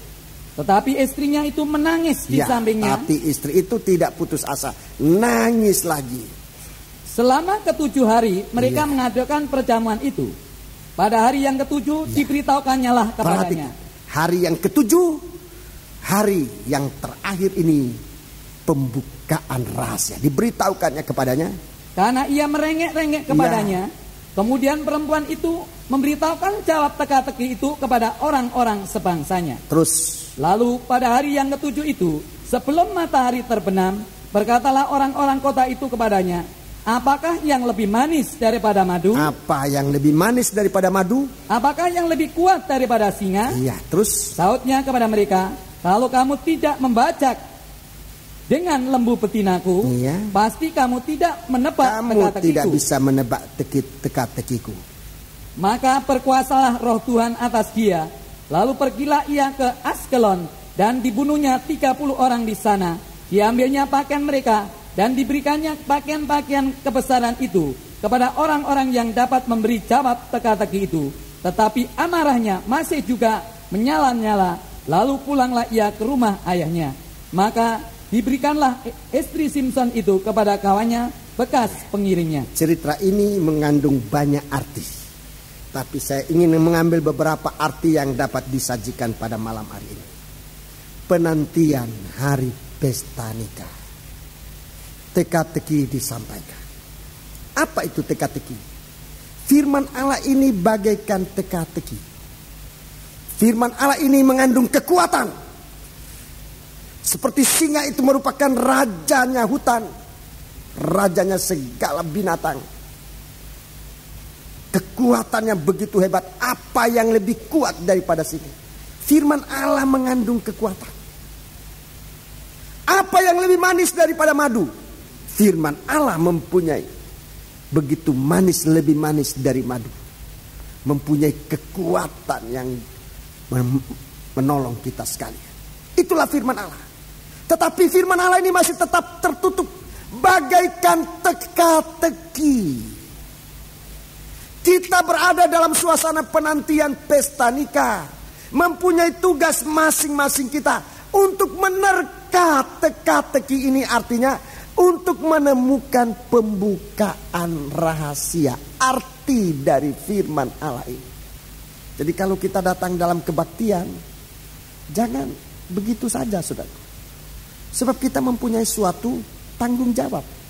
Kalau dapat membuka, kalau dapat menerima firman Allah, saudara-saudaraku, kita dipakaikan oleh Tuhan. Pakaian dalam. Pakaian dalam. Pakaiannya menyangkut perkara-perkara rohani kita. Perkara-perkara yang menyangkut saudara-saudara.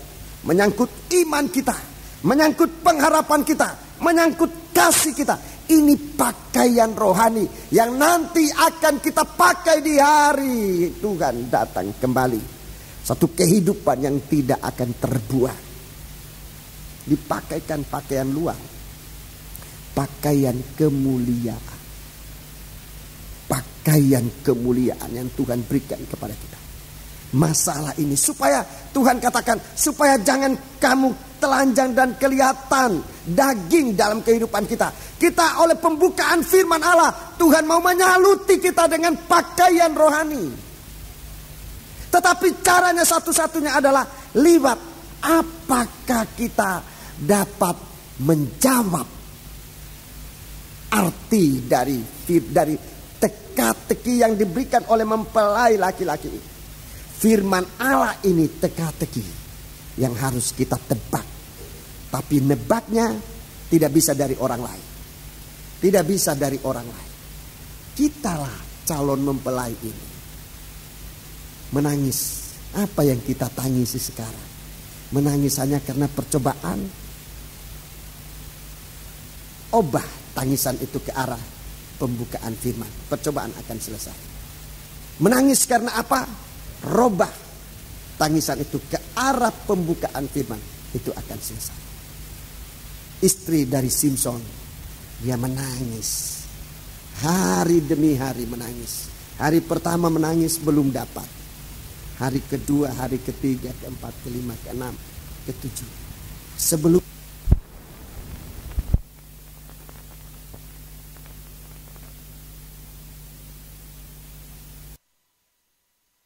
teka-teki itu. Sebab itu pengalamannya sendiri. Pengalamannya dengan seekor singa. Dia juga adalah singa Yuda. Pengalamannya dengan madu di ladang anggur.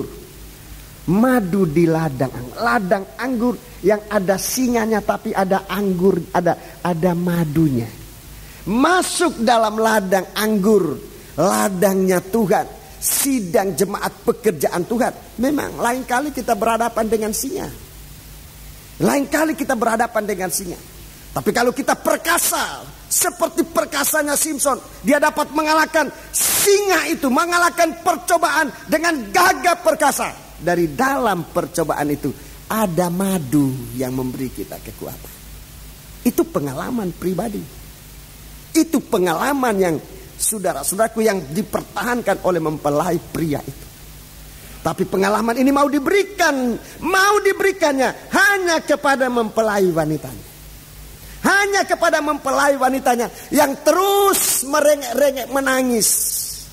Nyatakan rahasia itu apa? Banyak orang takut masuk ladang Allah, termasuk saya.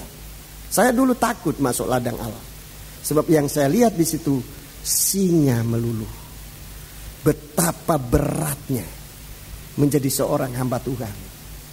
Waktu jelas Tuhan panggil saya, rasa takut itu jelas. Bukan berarti sekarang tidak rasa takut. Rasa takut itu tetap ada. Tetapi kekuatan dari madu yang ditemukan dari bangkai singa itu, dari percobaan-percobaan yang dapat dikalahkan. Setiap percobaan mengandung madu yang dapat kita makan, yang memberikan kita kekuatan, yang memberikan kita suatu kemampuan untuk melakukan suatu pertumbuhan rohani dalam kehidupan kita.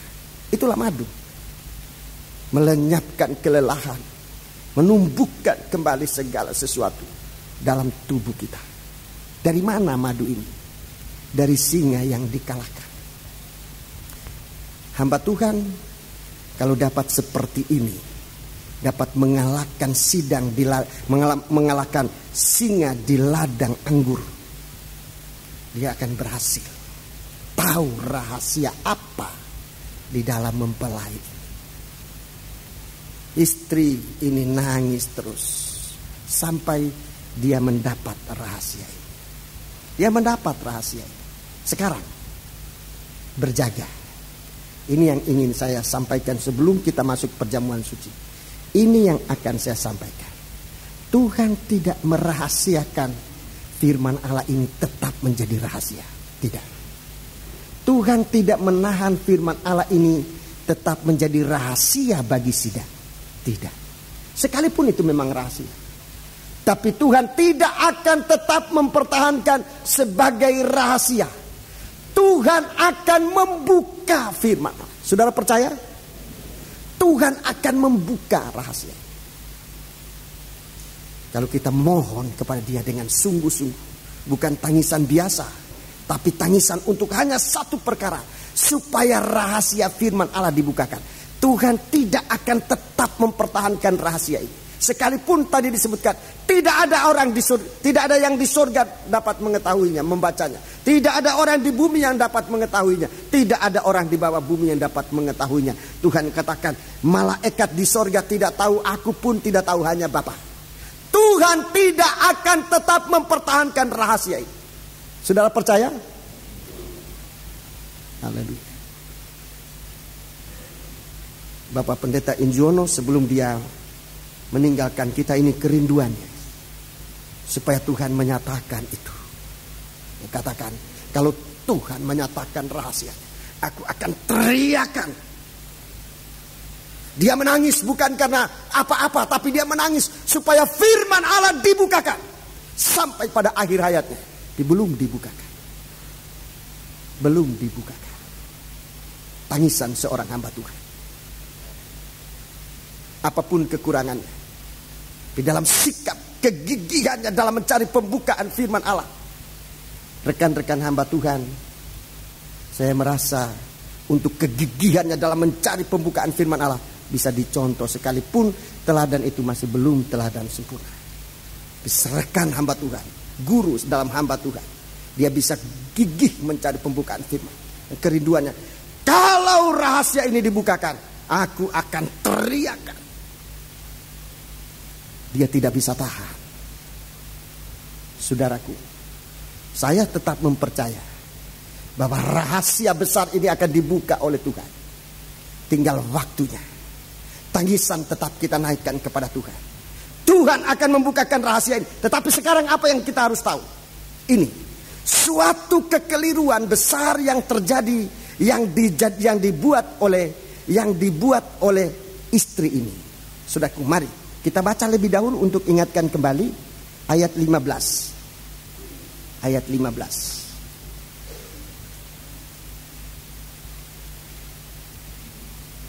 Pada hari ke-7 berkatalah mereka kepada istri Simson, bujuklah suamimu supaya diberitahukannya kepada kami jawab teka-teki itu.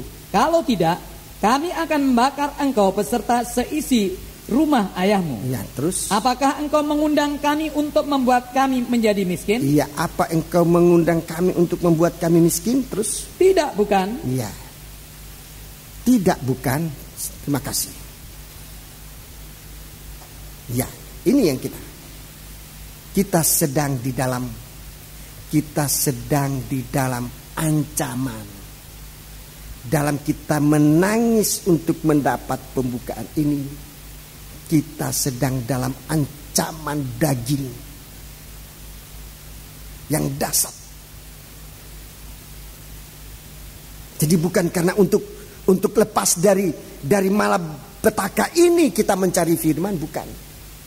Tetapi supaya firman ini mempersiapkan kita untuk mendapat pakaian lengkap.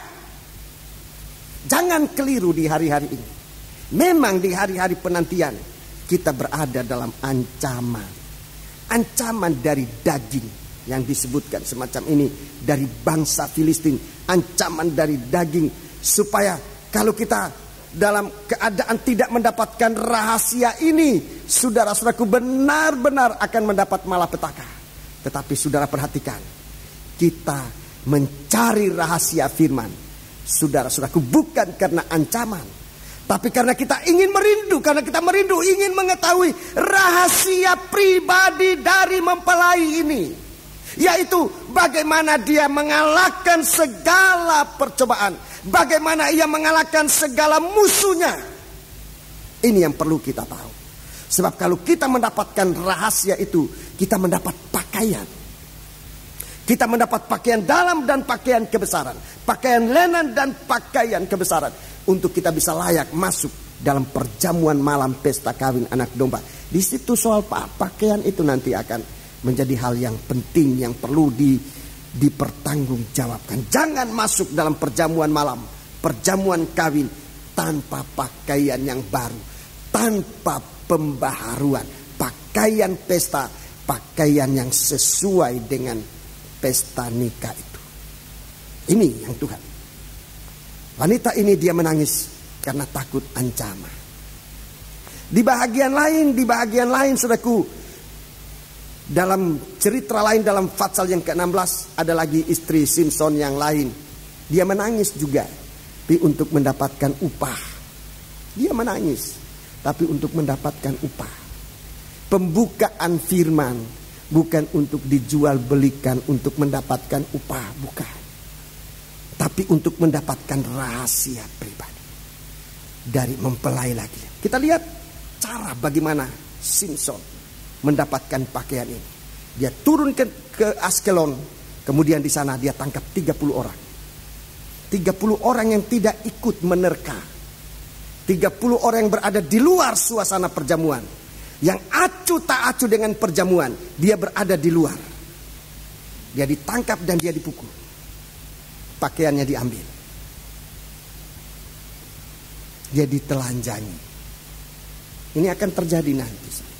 Kalau kita acuh tak acuh terhadap rahasia pembukaan firman, rahasia teka-teki di hari kedatangan Tuhan, benar-benar akan dipermalukan. Seperti orang Askelon yang ditelanjangi, diambil pakaiannya dan diberikan kepada orang yang menerka, yang dapat menerka. Sekalipun penerkaannya ini dia terima dari lembunya Simson. Itulah istrinya sendiri.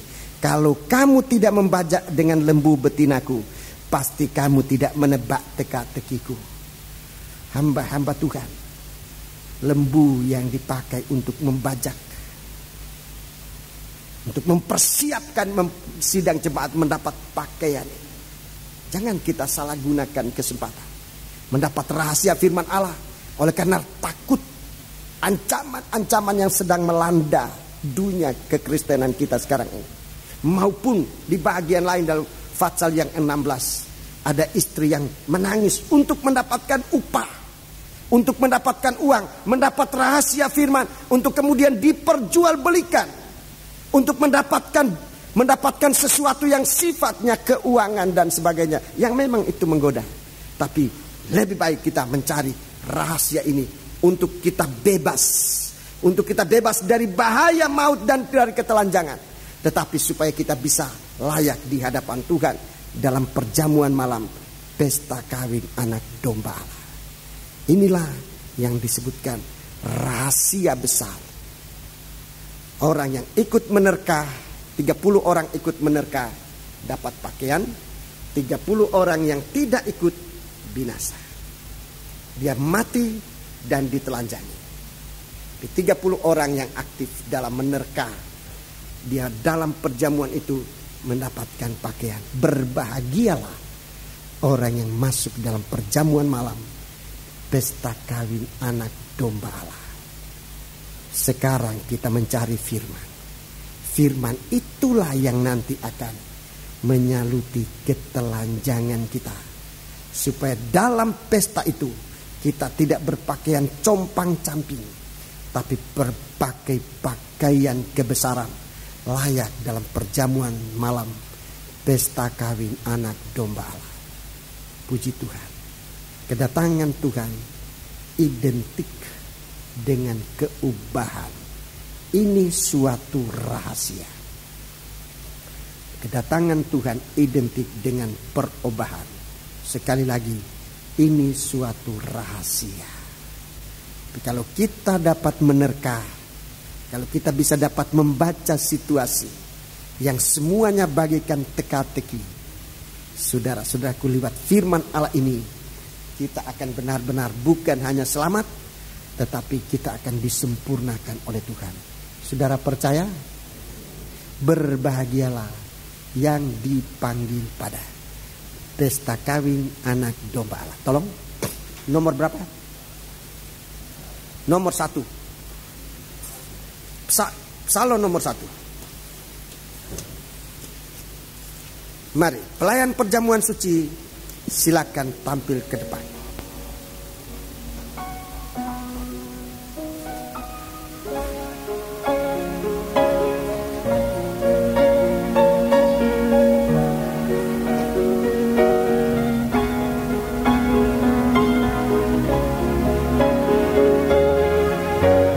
Kita bangkit berdiri.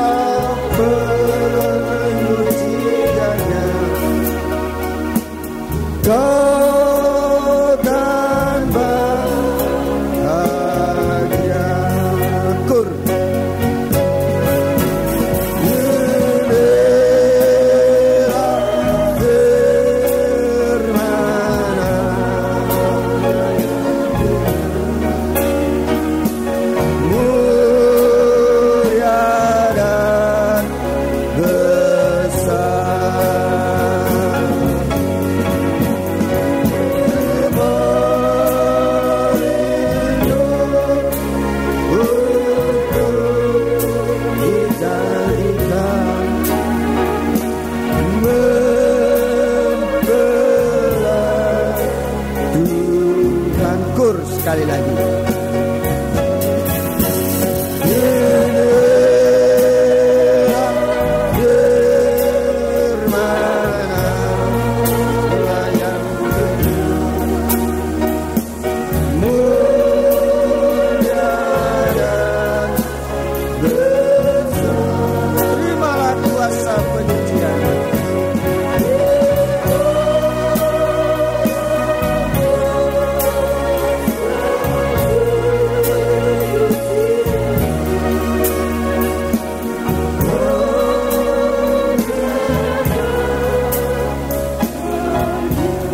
Perlahan-lahan dengan U.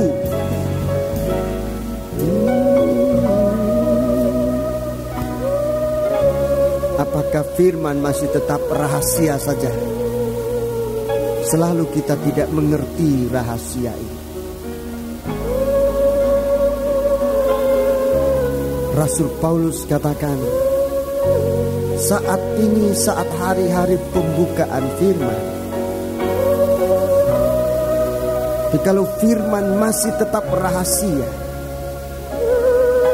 ini disebabkan karena ilah akhir zaman. Itulah kekerasan hati yang menguasai untuk hanya dibawa kepada pembinasaan. Haleluya.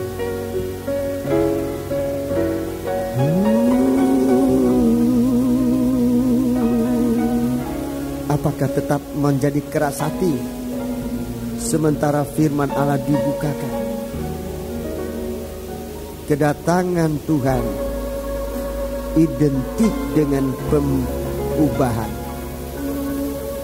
Hati yang keras melembut.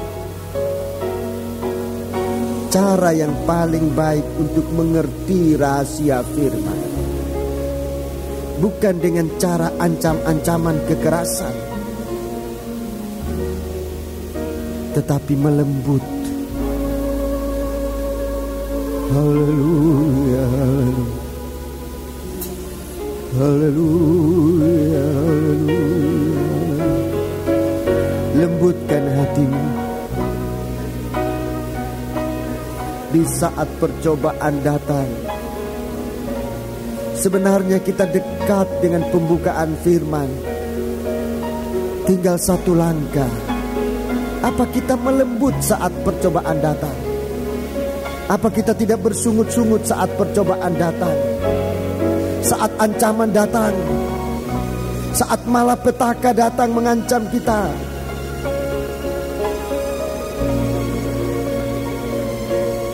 Kalau kita melembut, Tuhan mau nyatakan firman-Nya.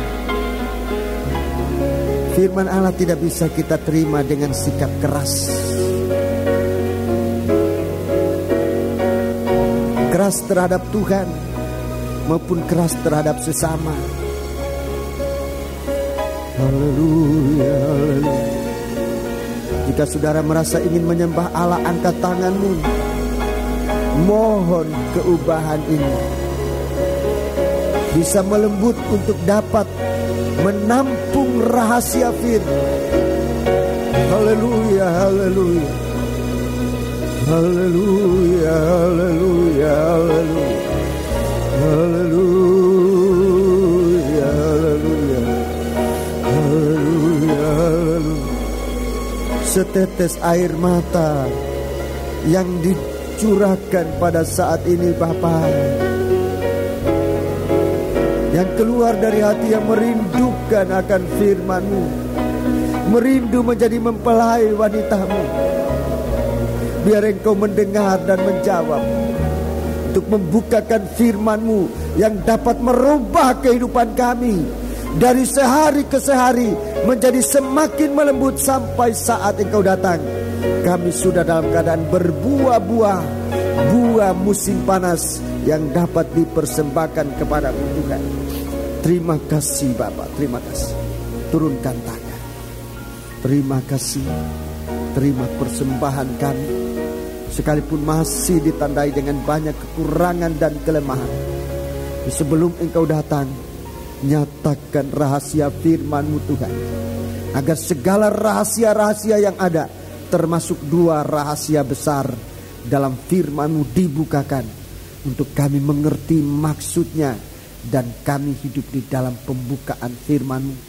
Kami diberkati, kami diselamatkan, kami disempurnakan oleh Dikau Tuhan. Terima kasih.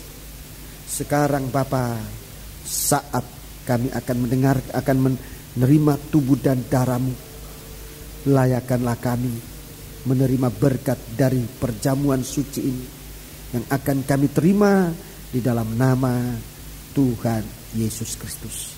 Haleluya. Amin. Kita melakukan nyanyian ini, berbahagialah. Jamuan suci dibagikan bagi kita semua.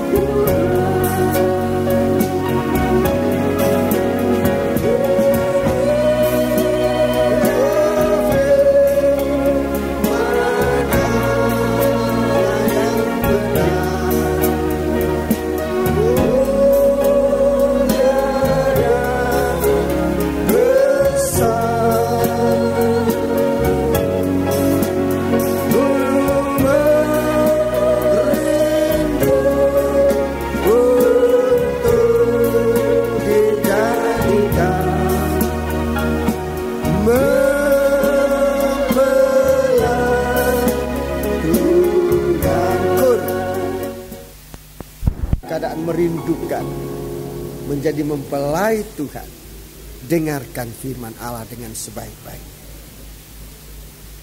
Sebab apa yang telah kuteruskan kepadamu telah aku terima dari Tuhan, yaitu bahwa Tuhan Yesus pada malam waktu ia diserahkan mengambil roti, dan sesudah itu ia mengucap syukur atasnya, ia memecah-mecahkannya dan berkata, dengar baik-baik, inilah tubuhku yang diserahkan bagi kamu. Perbuatlah ini menjadi peringatan akan aku. Amin. Kita makan bersama-sama dengan percaya dalam nama Yesus.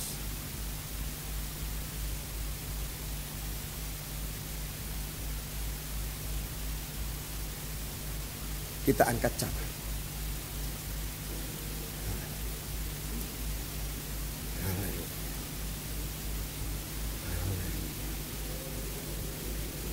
Biar firman Allah mendarah daging dalam kita. Dia mempunyai kuasa untuk merubah kita dari dalam sampai keluar. Haleluya. Untuk disiapkan layak menerima Kristus yang datang untuk bersekutu dengan kita. Dia sebagai kepala, dia mempelai laki-laki. Angkat cawan ini lebih tinggi dari kepala. Demikian juga ia mengambil cawan sesudah makan lalu berkata, cawan ini adalah perjanjian baru yang dimeteraikan oleh darahku. Perbuatlah ini setiap kali kamu meminumnya menjadi peringatan akan aku. Kita minum bersama-sama dengan percaya dalam nama Yesus.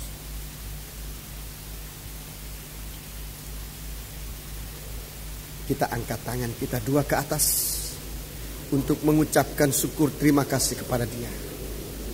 Tidak ada ruginya menerima firman Allah, malah kita berbahagia. Karena seberapa banyak kali kamu makan roti ini dan minum dari cawan ini, kamu memberitakan kematian Tuhan sampai Ia datang kembali. Dua rahasia. Rahasia kematiannya, rahasia kematian, rahasia keselamatan, rahasia kedatangannya kembali, rahasia mempelainya. dua rahasia besar yang hanya bisa dibuka oleh Dia. Haleluya, haleluya, haleluya, haleluya. Saudara Pendeta Sandra Silampang akan tampil ke depan. Haleluya, haleluya, haleluya, haleluya, haleluya, haleluya, haleluya.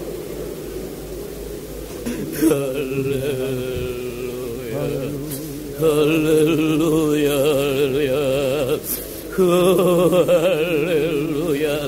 haleluya, haleluya, haleluya, haleluya, haleluya, haleluya.